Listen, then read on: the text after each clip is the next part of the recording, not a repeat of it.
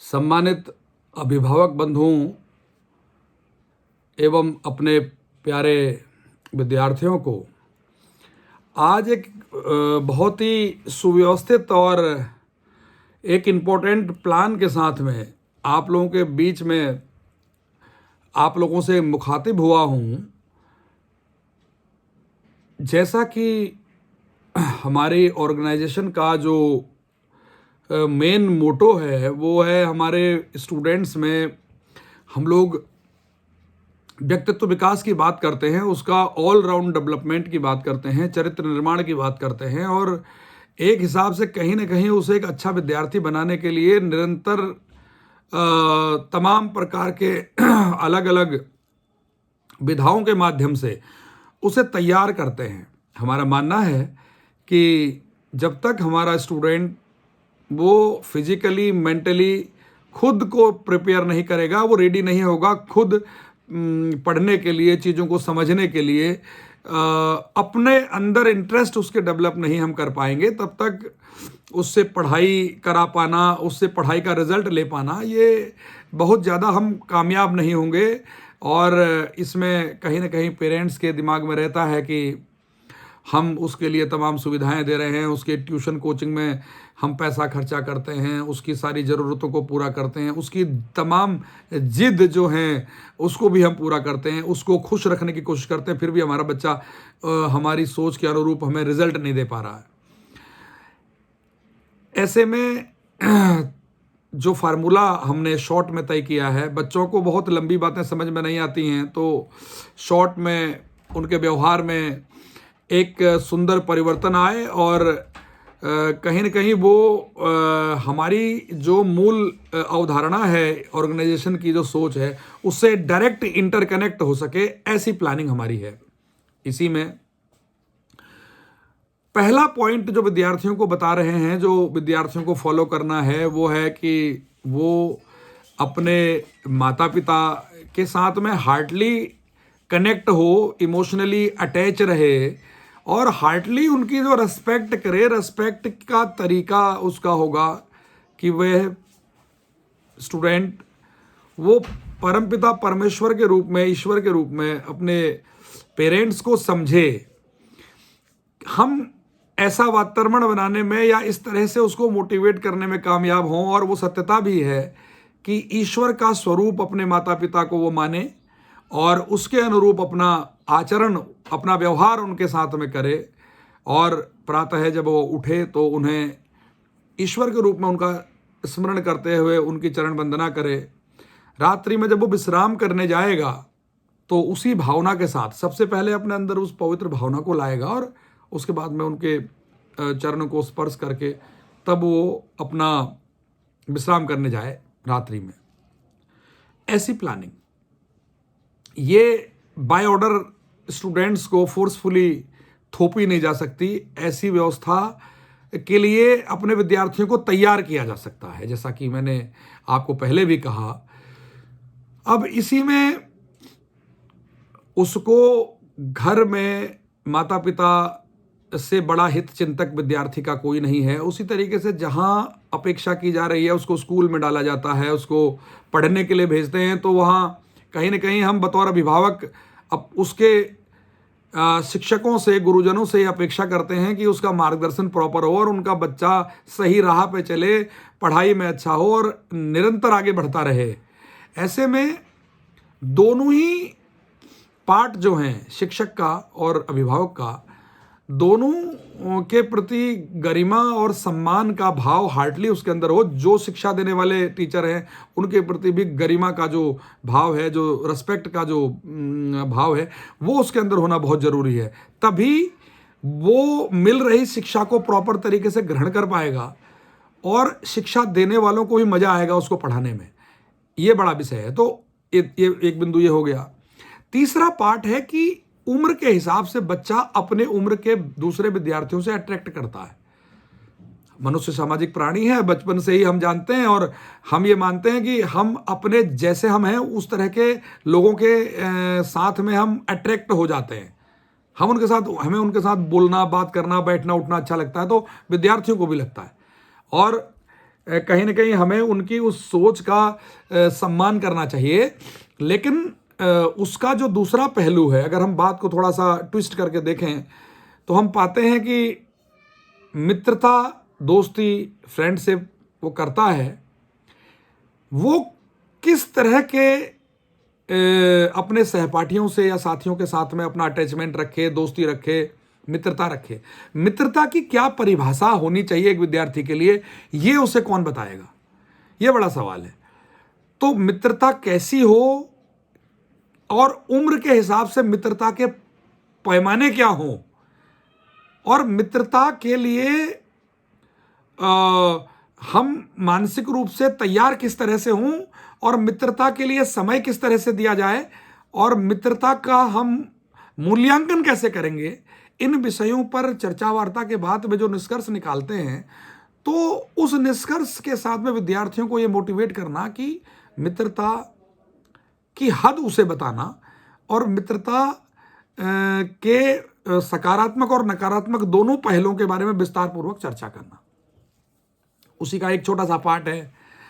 कि बचपन की गलतियों का शिकार विद्यार्थी जो कहीं ना कहीं खानाबदोश स्थिति में है, पेरेंट्स के साथ में वो डिस्कशन उसके नहीं हो पाते हैं, तो अब तो सिलेबस में भी कहीं ना कहीं एक पार्ट है, उसको हम कैसे मोटिवेट कर पाएंगे कि वो अपनी ऊर्जा को, शारीरिक ऊर्जा है, मानसिक ऊर्जा है, उसका संचयन करके उसको सकारात्मक दिशा में लेकर जाएगा। अधोगामी और ऊर्ध्वगामी ऊर्जा के बारे में जब हम उसको डिस्कशन बताते हैं, बौद्धिक सत्र हमारे यहाँ तमाम चलते हैं, उनमें विद्यार्थियों को बड़ा स्पष्ट और बड़ा खुल के उनकी उम्र को ध्यान में रखते हुए हम लोगों का काम रहता है कि हम उनमें गाइड करते हैं, बताते हैं, और उसका बहुत ही पॉजिटिव इफेक्ट पिछले वर्षों में हमें अपने विद्यार्थियों को देखने को मिला है इन सब चीज़ों में जो हम लोगों के प्रयोग रहे हैं। इसमें बड़ों को आदर करना है, लेकिन आदर एक शब्द नहीं है, वो हृदय से आदर करे, और अपने छोटों के प्रति स्नेह का जो भाव है वो कैसे वो लेकर आएगा, इस पर चर्चा होनी, और उसको विद्यार्थी के स्वतः व्यवहार तक उतारने का काम इसमें महत्वपूर्ण है। उसमें शिक्षालय जो है बतौर विद्यालय, हम जो एजुकेशन, क्योंकि यहाँ पर जो वो एक विद्यालयी शिक्षा में है, स्कूलिंग कर रहा है, छोटा है, प्राइमरी लेवल में बच्चा पढ़ रहा है, अपर प्राइमरी में है, हाई स्कूल इंटरमीडिएट में है, और ये स्कूलिंग शिक्षा है, और यहाँ पर बालक बालिकाएं दोनों एक साथ में शिक्षा ग्रहण करती हैं। भाव हमारे अंदर कैसे होंगे, ये बड़ा विषय है। समाज में बदलती जो सामाजिक संरचना है, समाज का ढांचा है, कहीं ना कहीं उसमें इंटरनेट और सोशल मीडिया का बहुत बड़ा रोल है। और हम कह सकते हैं कि सोशल मीडिया और इंटरनेट जहां ज्ञान बढ़ाने का और तुरंत इंफॉर्मेशंस को हम तक पहुंचाने का काम करता है, हमारे कार्यक्रमों को सुगम और सरल बनाता है, उसी का दूसरा पहलू है कि उसका शिकार हमारे बच्चे हो रहे हैं, और कहीं ना कहीं हम उनकी संतुष्टि के लिए और अपने को थोड़ा रिलैक्स देने के लिए तमाम अपना मोबाइल फ़ोन, इंटरनेट की व्यवस्था बच्चे को दे देते हैं, और बच्चा उसमें मग्न रहता है, और हम सोचते हैं कि सुकून है बना हुआ है, तो वहाँ पर कहीं हम गलती कर देते हैं, और जिसका नतीजा दूरगामी, जिसका परिणाम लगभग नकारात्मक है, देखने को मिलता है। बच्चा मानसिक रूप से परेशान हो जाता है, बच्चा शारीरिक रूप से कमज़ोर हो जाता है, उसकी पढ़ाई डिस्टर्ब हो जाती है, और उसकी सोचने की शक्ति, स्मरण शक्ति, तमाम चीज़ों पर नकारात्मक प्रभाव पड़ता है। इंटरनेट और मोबाइल फ़ोन और इस तरह के जो गैजेट्स हैं, इनको तभी दिया जाना उचित है जब बहुत आवश्यक हो। हम विद्यार्थी को उसको अपने बच्चे को खुश करने के लिए उसकी जिद के सामने जब सरेंडर कर देते हैं, आत्मसमर्पण कर देते हैं, और उन सब चीज़ों को उसे ईजिली मुहैया करा देते हैं, तो उसके दुष्परिणाम निश्चित रूप में हमको देखने को मिलता है, और ये बड़ा भयावह है, और इसको आज हमें सीरियसली समझना पड़ेगा। ये बहुत ज़रूरी है। विद्यालयी शिक्षा में विद्यार्थी बालक है तो बालिकाओं के प्रति नज़रिया जो उसका होगा, बड़ा स्पष्ट नज़रिया होगा, वो होगा भाई बहन का नज़रिया, और बालिकाओं के प्रति भी वही भावना, और उस भावना को हार्टली इम्प्लीमेंट करके उसको उनके जहन में ठीक से बैठा देने का काम, उसको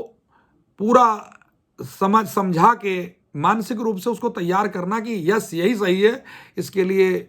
जो हमारे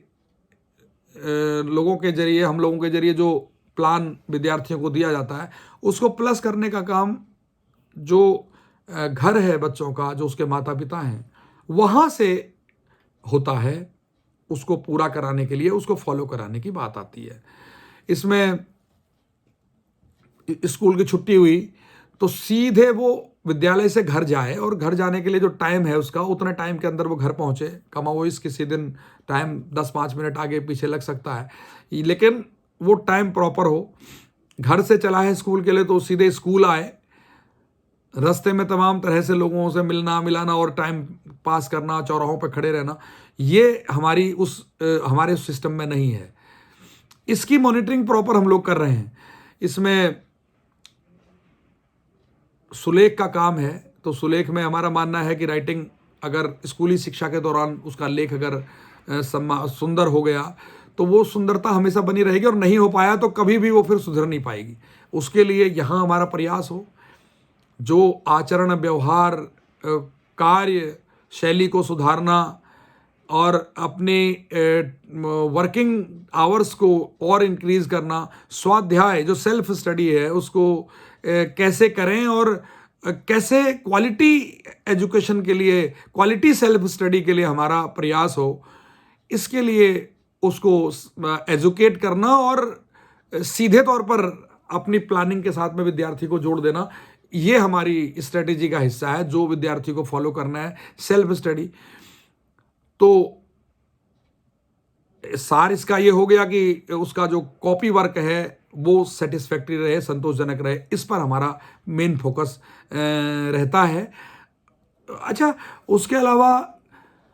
विद्यार्थी प्रातःकाल कितने बजे उठेगा और कितने बजे रात में वो सोएगा, इस पर हमारा जो काम है, उसके लिए मिनट टू मिनट प्रोग्राम एक हम उनको देते हैं। हर घर में अलग अलग उनकी दिनचर्या का, शेड्यूल का अपना एक टाइम टेबल है, उसके हिसाब से बच्चे का टाइम टेबल सेट करते हैं, और उसे ये स्वतः वो करने के लिए तैयार होता है कि प्रातःकाल कितने बजे उसको उठना है, और उसके बाद उसकी नित्य कर्म निपटने से बाद वो किस तरह से अपना पढ़ाई का शेड्यूल मॉर्निंग का रखेगा, फिर उसका शारीरिक जो व्यायाम और एक्सरसाइज और जो भी चीज़ें हैं उसके लिए टाइम निकालेगा, फिर वो स्कूल जाएगा या छुट्टी वाले दिन कैसे घर में पढ़ेगा, किस सब्जेक्ट को कितना समय देना है, और माता के साथ में उसको घर के कामों में हाथ बटाना है।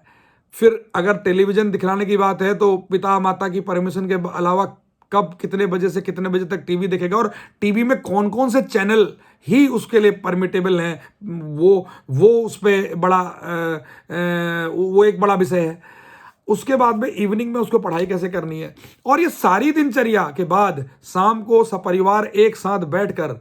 भोजन करना और 5 मिनट आपस में परिजनों का चर्चा करना, माता पिता के साथ उसकी चर्चा ये नियमित हो, इसका हम इंतजाम कैसे कर पाएंगे। विषम परिस्थितियां हैं, परिवारों में आजीविका के चलते पिता बाहर रहते हैं, ऐसे में एक दिन कम से कम सप्ताह में ऐसा हो सकता है क्या कि पूरा परिवार एक साथ बैठ सके और 10-5 मिनट की चर्चा हो सके। इस पर हमारा फोकस है। होम विजिट के माध्यम से हम विद्यार्थियों के घर पहुंच रहे हैं और उनसे चर्चा कर रहे हैं कि उनका शेड्यूल कैसा है, उसमें क्या अमिटमेंट हो सकता है, क्या उसमें चेंजिंग हो सकती है, उनको बताने का काम हमारा जारी है। और जहां पेरेंट्स हमको कॉल करते हैं और उनका कहना ये रहता है कि सर हमारे यहाँ होम विजिट हो जाए, हमारे विद्यार्थियों से, हमारे बच्चों से आपका मिलना हो घर पे आकर, तो उनका वेलकम रहता है। वो उनके बच्चों को हम पहली प्राथमिकता देते हैं और वहाँ जरूर जाते हैं। उद्देश्य ये है कि व्यक्तित्व का निर्माण कैसे हो, एक शानदार व्यक्तित्व का निर्माण कैसे हो, और जब शानदार व्यक्तित्व होगा विद्यार्थी का, उसकी सोचने की शक्ति डेवलप करेगी, तो वो अपने पिता का एक अच्छा सहारा बन पाएगा और एक अच्छा सलाहकार, एक अच्छा मित्र हो पाएगा अपने पिता का, और हमारा एक अच्छा विद्यार्थी हो पाएगा। वो अच्छा रिजल्ट देगा, इंस्टीट्यूट के लिए भी फख्र और गर्व का विषय होगा, और उसके माता पिता के लिए भी फख्र का विषय होगा। संस्था में पढ़ रहे विद्यार्थी, उनका चरित्र उत्तम हो, उनकी विचारधाराएं अच्छी हों, वे अपने माता पिता के अच्छे पुत्र और पुत्री हों, इस पर हमारा फोकस है कि कैसे हम इसको कर पाएंगे। और इसके साथ में एक बड़ा अहम जो उसको जिम्मेदारी हम अपने विद्यार्थी को देते हैं वो है कि घर के वातावरण को खुशनुमा बनाने में, सुंदर बनाने में, सुव्यवस्थित बनाने में माता पिता के प्रति समर्पण तो है, साथ में वातावरण को सुंदर बनाने में उसकी क्या भूमिका हो सकती है, इस पर उसको मोटिवेट करके उसका चिंतन उस मसले से भी जोड़ना, क्योंकि किसी बच्चे के डेवलपमेंट में उसके घर के माहौल की बड़ी भूमिका है। इसमें कहीं अभिभावक बंधु ये जान लें कि परिवार में साधन संसाधनों की किसी के यहाँ बहुतायत व्यवस्था हो सकती है, किसी के यहाँ साधन संसाधन कम हो सकते हैं, लेकिन मैं आपको यह आश्वस्त करना चाहता हूँ, बताना चाहता हूँ इस वीडियो के माध्यम से कि आप ये जान लें कि साधन संसाधन और आपके द्वारा दी जा रही व्यवस्थाओं से, सुविधाओं से, आपके द्वारा उस बच्चे पर लगाया जा रहा पैसा या किया जा रहा खर्च, उससे ज़्यादा महत्वपूर्ण, कहीं ज़्यादा महत्वपूर्ण यह है कि घर का वातावरण सुंदर बनाने में घर के प्रत्येक व्यक्ति की भूमिका कैसी है और घर का वातावरण एक अनुकूल वातावरण है कि नहीं, ये बड़ा विषय है। उस अनुकूल वातावरण में जब हमारा बच्चा रह रहा होता है और स्कूल के वातावरण के साथ में वो वातावरण मैच कर रहा होता है, तो हमारे बच्चे का मानसिक और शारीरिक डेवलपमेंट बहुत कम समय में बहुत बेहतर हो जाता है। और हमारी पेरेंट्स कई आते हैं तो उनसे बात होती है, आपकी व्यक्तिगत जिंदगी कुछ भी हो सकती है, आपका व्यक्तिगत रहन सहन, खान पान किसी भी प्रकार का हो सकता है, लेकिन हमारा आपको ये कहना है कि बच्चों के साथ में, चूंकि आप परिवार बनाए हैं और परिवार की भूमिका के साथ में आपको आगे चलना है, तो अपने आप में परिवर्तन करना भी कहीं ना कहीं जरूरी होगा। और विद्यार्थियों के साथ में आपका जो अटैचमेंट है, आप निश्चित रूप में चाहते हैं कि मेरा बच्चा या मेरी बच्ची, मेरी बेटी आगे बढ़े, मेरा बेटा खूब आगे बढ़े और मुझसे ज़्यादा नाम करे, ये भावना हर अभिभावक के अंदर में है। उसका दूसरा पहलू ये है कि हमारा खुद का व्यवहार, हमारे खुद के विचार, हमारे खुद का जो बच्चों के साथ में अटैचमेंट का तरीका है, हमारी निजी जिंदगी अगर कुछ ऐसी है जो विद्यार्थियों के सामने नहीं रखी जानी चाहिए, व्यक्तिगत हमारे मसले हैं, तो वो वास्तव में नहीं रखे जाने चाहिए। विद्यार्थियों के सामने उस तरह का वातावरण हो जिस तरह के वातावरण से उनका चहुमुखी विकास हो सके,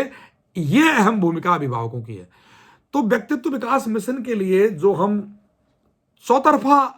अपना एक प्लान, अपना एक सटीक वर्किंग जो शुरू कर रहे हैं या हम जो निरंतर करते चले आ रहे हैं, उसमें कुछ कमिटमेंट हमने किया है, इसमें आपका सहयोग रहेगा। जब तक आप इस व्यवस्था को प्लस नहीं करेंगे, कई बार विद्यार्थियों से पूछा जाता है माता पिता के चरण स्पर्श करने के बारे में, तो वो कहते हैं सर हमको शर्म लगती है, हम नहीं कर पाते हैं।